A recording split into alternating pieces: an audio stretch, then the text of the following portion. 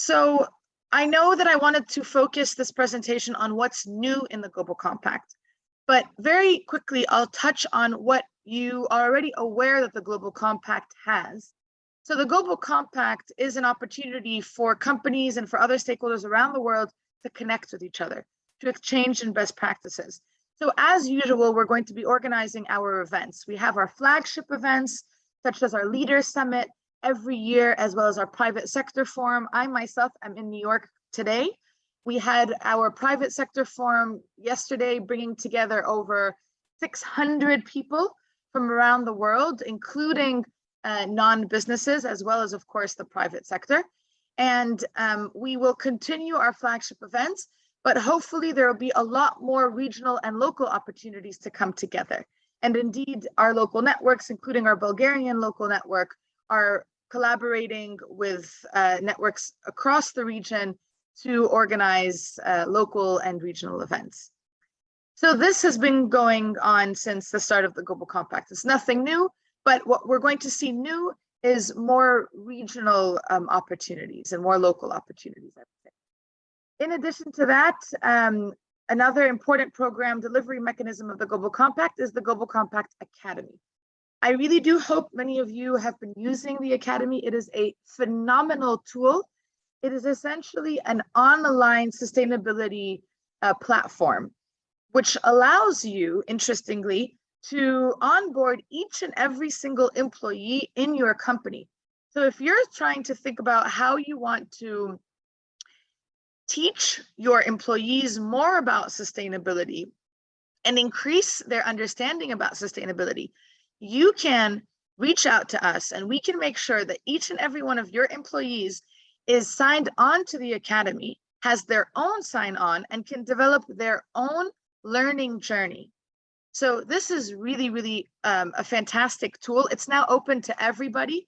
It used to be closed for what we call participants with a capital P. We don't have these tiers anymore. Everybody's a participant. We don't differentiate between signatory and participant. Everybody's a participant.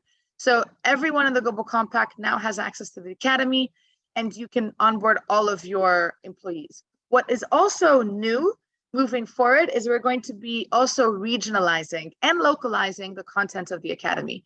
So we're going to be working with our local networks to develop more local and regional content that will be more relevant to your national priorities and trends. Now I come to another programmatic delivery mechanism. It's called the Peer Learning Group. Peer learning groups are brand new. We never used to have them. Peer learning groups are opportunities for companies to come together in groups of around 30 or 40 or so to exchange, to identify key trends, and to also develop and deliver content. So we're going to be working with our local networks around the world to run local peer learning groups. We are yet to launch these, but we are going to be discussing very soon in the coming weeks with our local networks on how they can be rolling out these learning groups.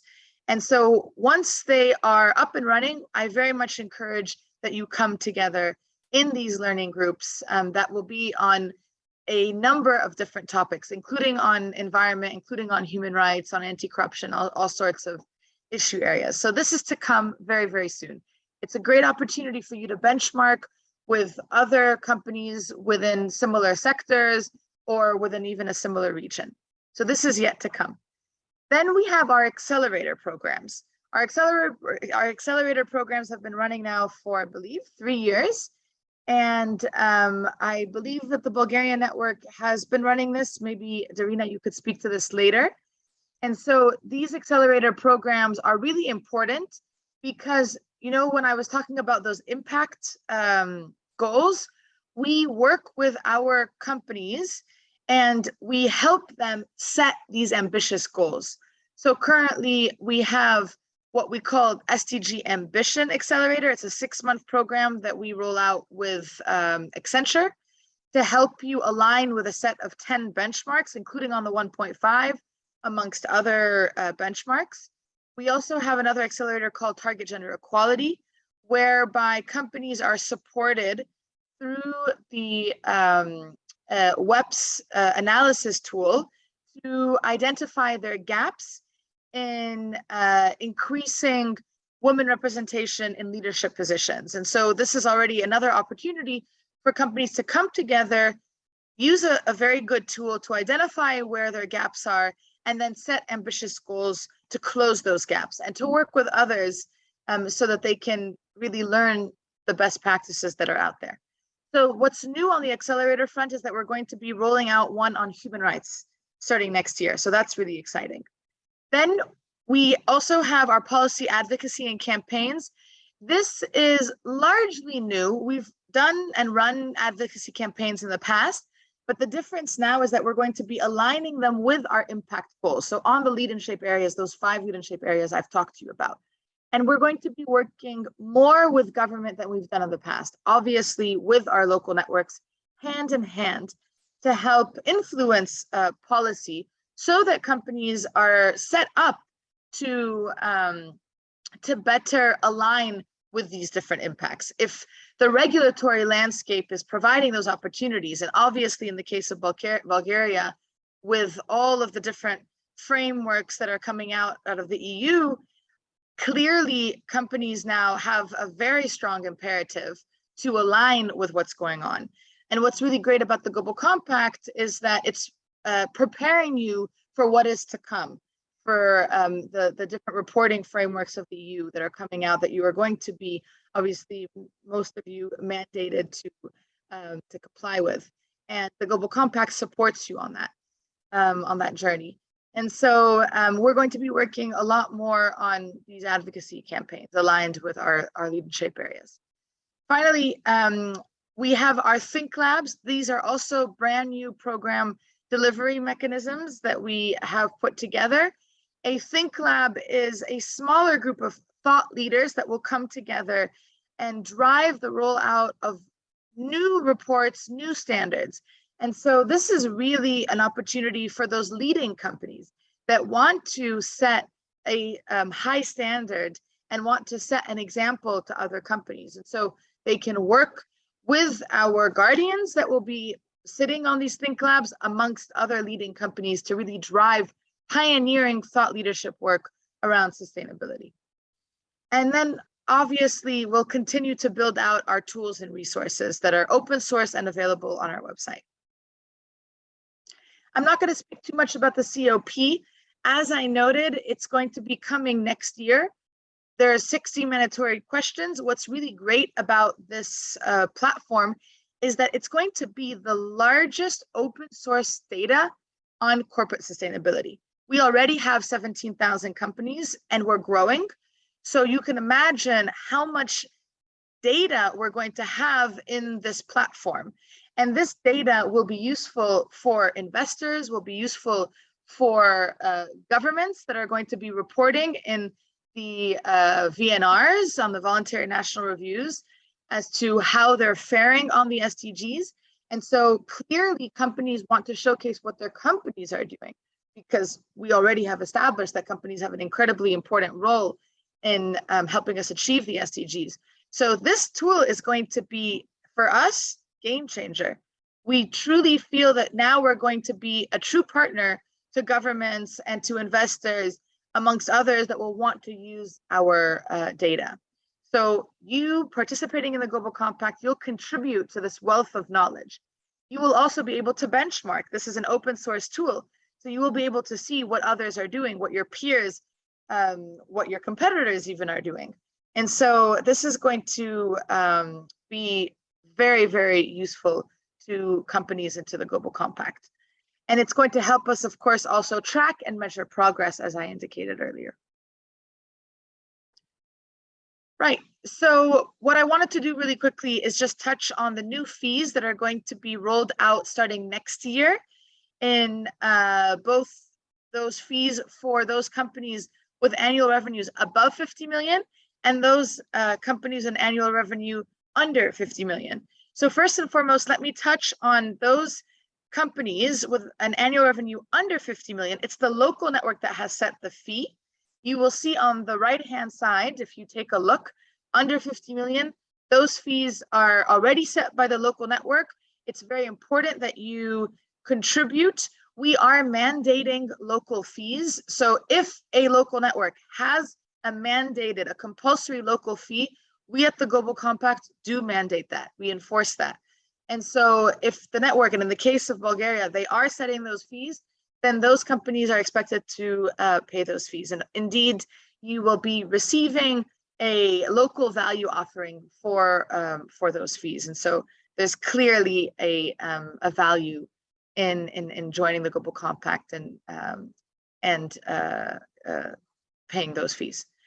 In addition to that, the Global Compact has also determined new fees for companies with annual revenues above 50 million. We at HQ set those fees. So you can take a look at the range here on the right-hand side.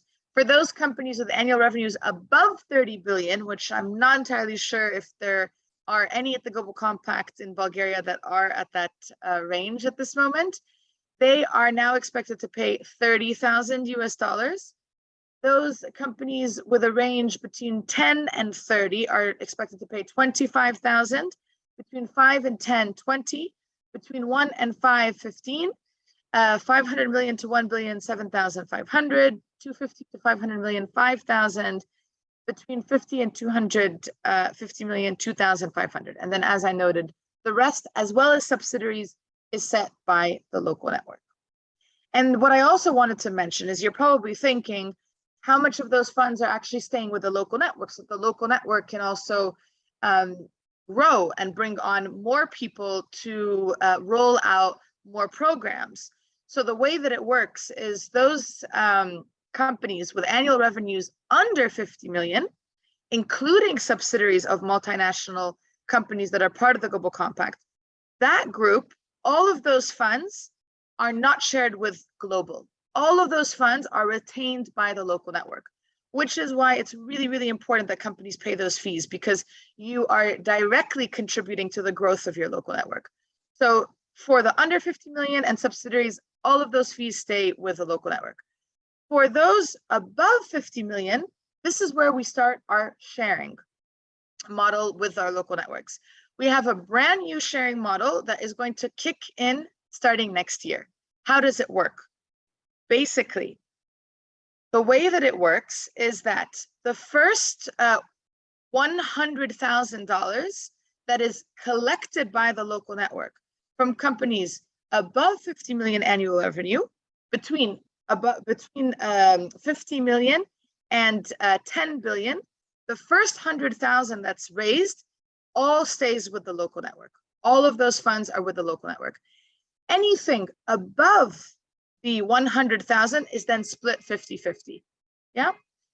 And then for those companies with an annual revenue of 10 billion plus, we share 30% with the local network. So that just gives you a little bit of an idea of the sharing with local networks. So local networks hopefully will be in a much better state financially, assuming that companies pay those fees. And it's incredibly important that they do. So I think I just spoke to the summary of the changes, but here they are summarized, and I'm sure that we're going to be sending you those slides. So in a nutshell, as I noted earlier, we have merged the participant and signatory levels into one tier. There's no longer any differentiation.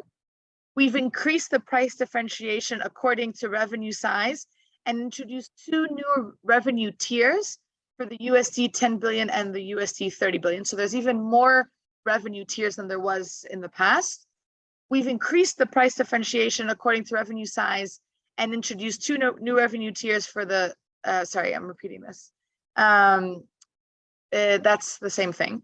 And then for subsidiary pricing, it's determined by the local network with increased transparency, and there's increased implementation flexibility and network discretion to identify what those fees are. So that's really in a nutshell.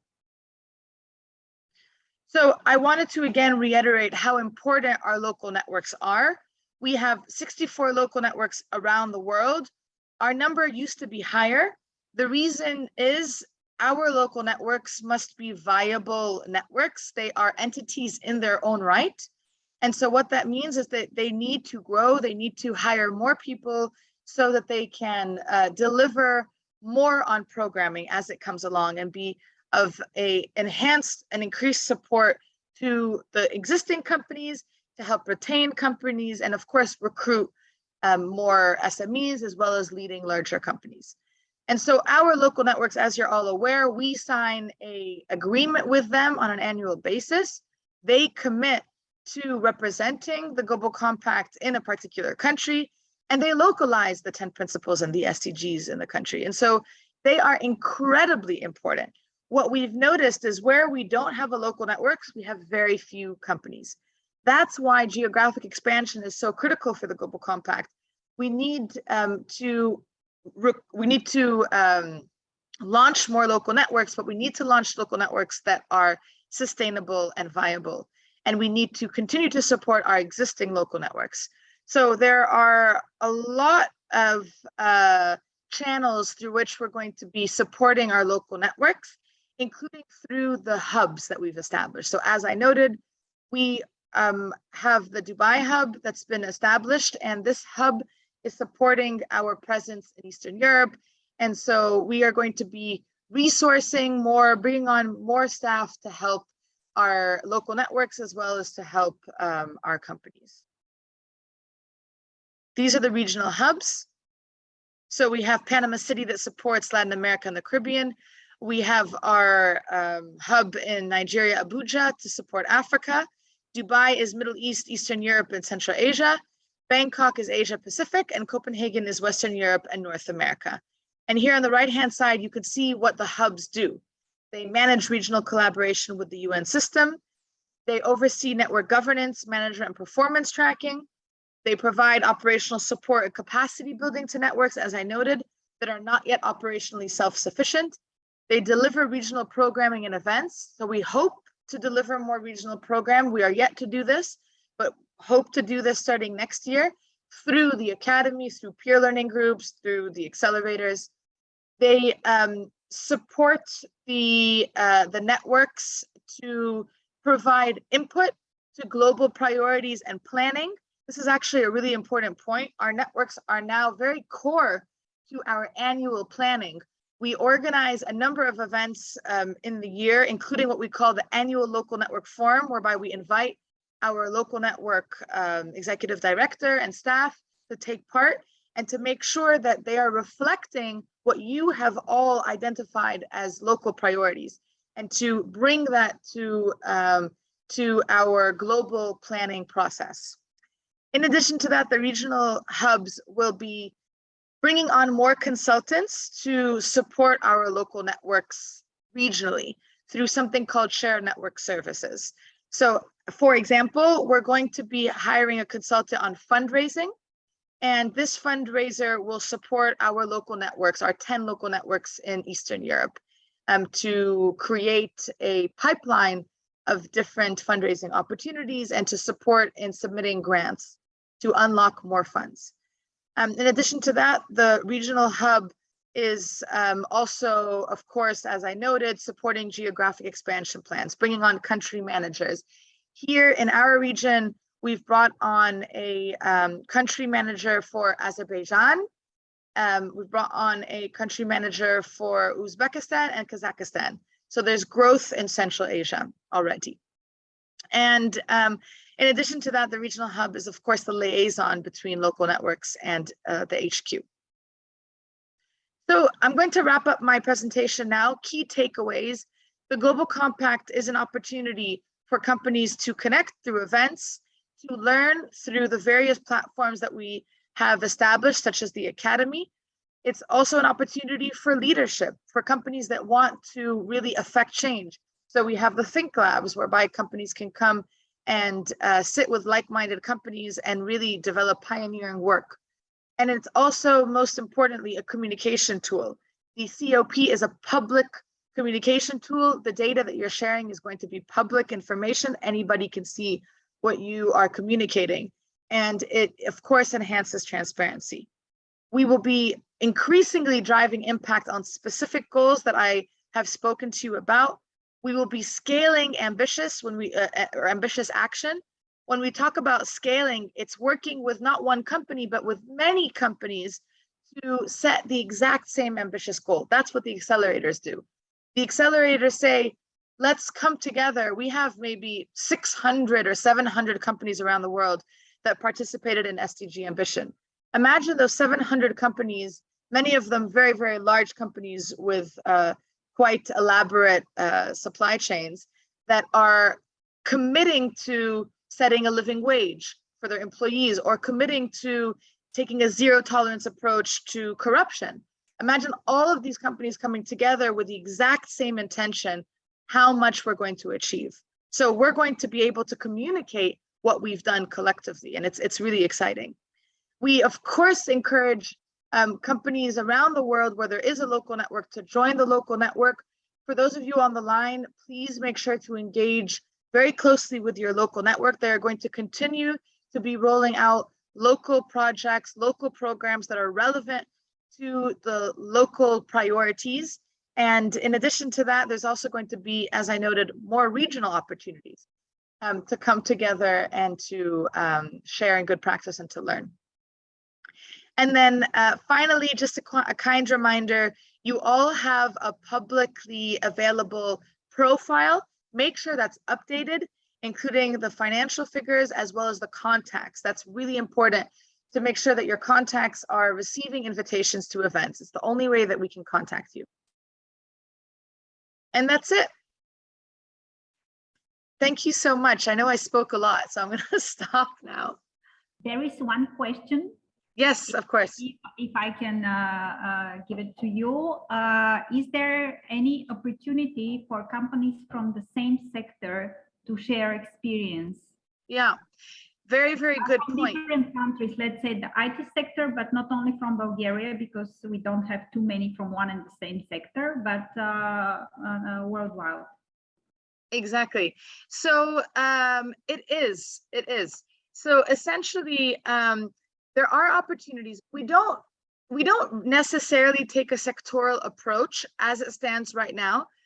We did in the past, but I suspect with the peer learning group, as well as with the academy, there is going to be more opportunities for a sectoral approach. So Zarina, when we meet together in our regional meeting, we're going to discuss the rollout of these peer learning groups. And I think it's important that you bear this in mind, that the sectoral perspective is really important. So I would say that once you design these peer learning opportunities, that you can make sure that there is a sectoral component to it. In addition, when you're rolling out the accelerators, make sure that there's also a sectoral component to it. What I mean by that is, what you could do is you could convene companies that have signed up to an accelerator, and you can convene additional events and webinars that bring together companies from a specific sector. So right now, there isn't so much of a sectoral approach, but with the value proposition that's coming, starting early next year, there will be a lot of opportunities to design that. Okay, thank you. I don't think we have any more questions for you right now. I'm here personally in person with the colleagues, and I will respond to all the questions. Probably there'll be a few regarding the business model and the fees when the companies look at the figures. But for now, we would like to thank you. Okay, sounds good. And so that's it, yes? Yes. Okay, fantastic. Thank you. Thank you. Bye. Bye, everyone.